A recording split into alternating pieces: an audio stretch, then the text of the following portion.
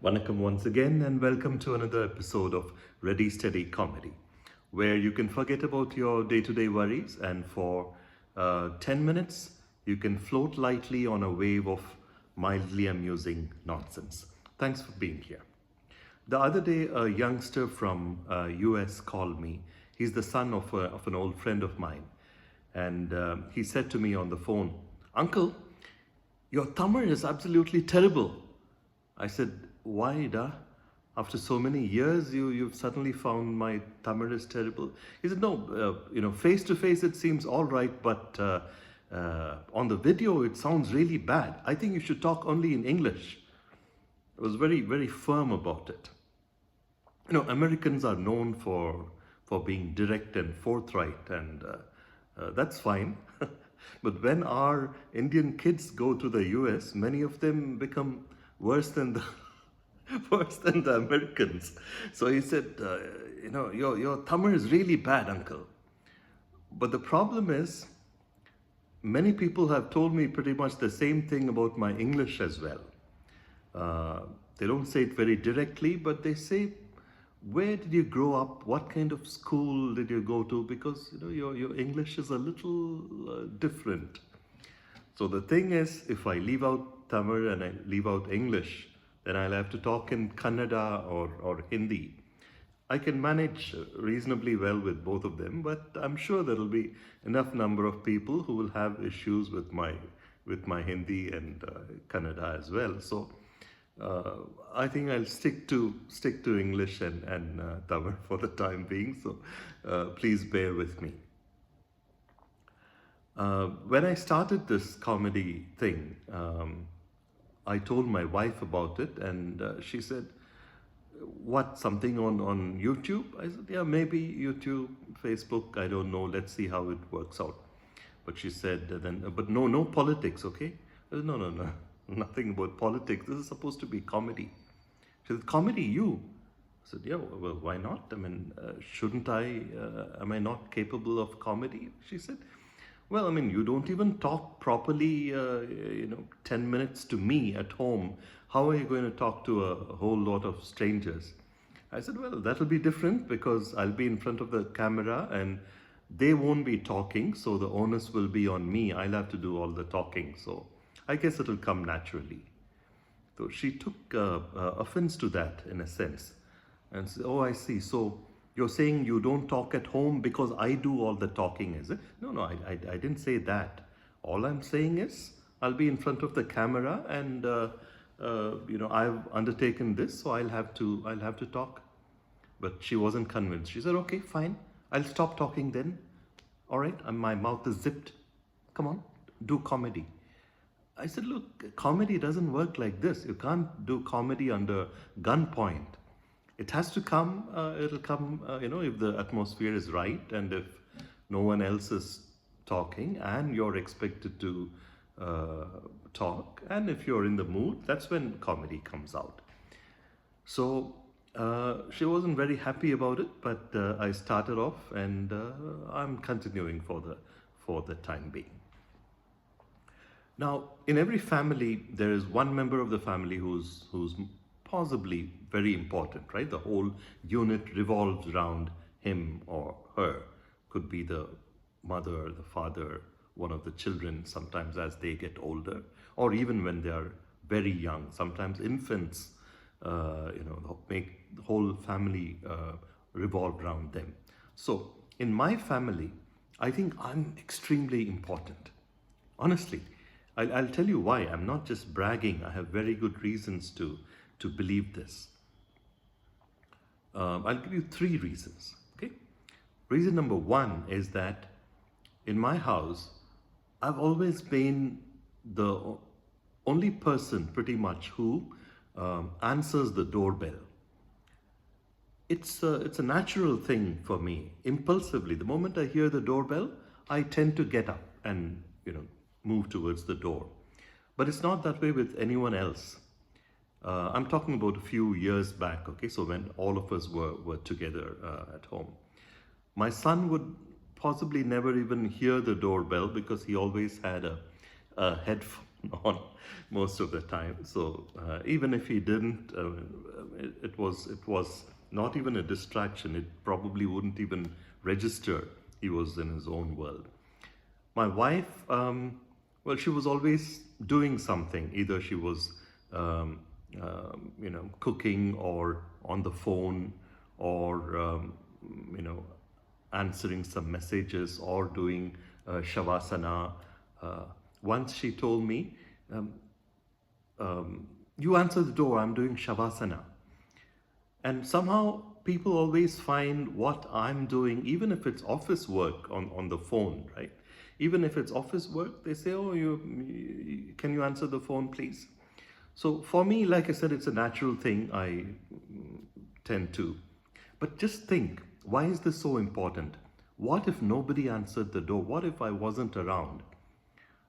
We would have no postman, no watchman, no milkman, no newspapers. Maybe our neighbors wouldn't be able to come over. If we had invited guests home for dinner, they wouldn't be able to enter the house. Even if we ordered food, home delivery, we wouldn't be able to eat because if I weren't around, the door wouldn't get opened. So that's point number one, very important. Number two is coffee mugs. Everybody drinks coffee, right? 2, 3, sometimes even 4 cups of coffee a day. Every day without fail, morning till night. In my house, I'm the only one who puts coffee mugs back in the sink. No one else does it for whatever reason. So just think, if I weren't around, three or four people, there would be about a dozen coffee mugs a day scattered all over the house. And then people would need coffee the next day as well. So that would be another dozen coffee. We wouldn't even have that many coffee mugs in the house. So we would have to buy coffee mugs every day, a dozen coffee mugs to take care of the coffee requirements of 3-4 people in the house. Buy and then think of the house. In about a month's time, there would be hundreds of coffee mugs scattered all over the home. And I wouldn't be surprised if from some corner of the coffee mug, something got sprouted and grew into a fungal coffee plant or some such thing. It would become a horror house, right? In a few months' time. So again, very important. Good that I'm around. That's point number 2. Point number 3 is I'm the only one at home who switches lights off. Everyone else only switches it on. For whatever reason, maybe it's something genetic. Many a time I've come home in the evenings from work and I find every single light in the house switched on. Lights in the living room. In the living room, we have 3 lights, okay, on the ceiling, and each light has 5 light bulbs. So if all 3 are switched on, it's 15 light bulbs in the living room. And then there are a couple of bedrooms, and then there's a guest room, and then 3 bathrooms. I found lights in all of them. Sometimes, and then I find my wife in the living room. So I go inside and then come out and then asked her once, why is our bedroom light on? She said, oh, I've just come from there. So, okay, so, but why is the other bedroom light on? I'm going there now. You don't worry about these things, she said. And, well, life goes on. So I go around usually switching lights off, switching the geyser off. Sometimes on weekends around, I notice that the geyser has been on for about 3-4 hours. And then I asked my wife, should I switch the geyser off? And she said, no, I'm going to have a shower now. Don't switch it off. And then about 3 hours later or 4 hours later sometimes, I would find the geyser still switched on.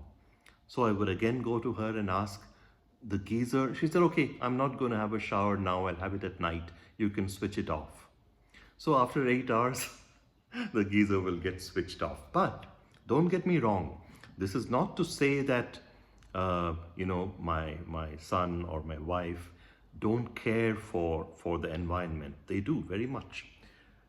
At least once a year during Earth Hour. My wife has been a teacher, and of course nowadays in schools they make a big thing of these labels, Earth Hour and things like that. It's almost like it didn't matter what you do for the rest of the year, but Earth Hour is an all-consuming thing. They put posters. They kill several trees and put posters on the walls of every single classroom in school saying Earth Hour, conserve energy and all of that. So once I was watching cricket at home. I don't follow these Earth Hours and things because of the way I am. I do it for me. Every hour is a Earth Hour. If something is not required, I tend to switch it off. So I was watching IPL one of those days. This was some time back. And then my wife came into the room and said, "It's Earth Hour." I said, "So? You're watching TV? I mean, don't you have a conscience?" I said, "Look, you're talking to me about conscience? I'm watching IPL now. I can't switch it off." She looked aghast. She said, "How can you be like this?" And then my son came around and she turned to him and said, Appa's refusing to switch off the TV during Earth Hour." And he came into the room and said, "Earth Hour." It was a big thing for them, and they'd probably been talking about it all day in school. I said, "Look, this is CSK playing Mumbai Indians, and Dhoni is at the crease. I can't switch it off just like that. I'll take care of Earth Hour some other time." And then my son is interested in cricket, so I said, "Dhoni's at the crease, and we need some. I forgot, maybe 25 runs to win of 3 overs or some such thing." A very exciting stage. So he kind of got interested. Then he looked at at his mom and said, "Amma, we will make up for it. We'll switch off all the lights for the next hour after Earth Hour." So it's the same effect, right? So she got very annoyed and walked off in a huff. So that's it from me. Like I said, every family has one very important member. So now I hope you will appreciate the kind of status I have in my own home. Thank you very much for being with us. Until next time, bye-bye.